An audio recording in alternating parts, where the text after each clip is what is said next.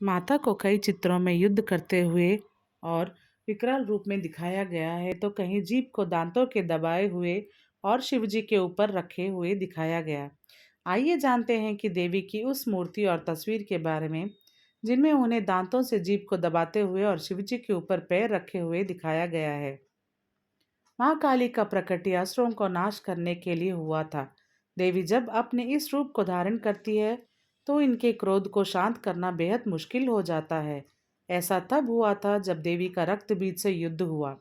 शुंभ निशुंभ के सेनापति रक्त बीज को यह वरदान प्राप्त था कि उसके रक्त की बूंद जमीन पर गिरते ही उसके समान कई और असुर उत्पन्न हो जाएंगे। ऐसे में युद्ध में रक्त बीज देवताओं को परास्त करने लगा। जब भी देवता उस पर प्रहार करते तो उसके रक्त से कई और असुर उत्पन्न हो जाते। ऐसे में माता कौशिकी ने देवी काली से कहा कि तुम रक्त बीज के रक्त के अपनी प्यास बुझाओ। फिर माता ने रक्त बीज के शरीर से गिरने वाले रक्त को पीना शुरू कर दिया और उसे जमीन पर गिरने नहीं दिया। असुर के रक्त को पीकर माता अपनी चेतना को भूल गई और असुर समझकर सभी देवताओं पर भी प्रहार करने लगी। इससे सृष्टि में हाहाकार मचने लगा। देवी के क्रोध के सामने किसी भी देवता का टिक पाना मुश्किल हो रहा था। ऐसे भी सभी देवता भगवान शिव के शरण में पहुंचे।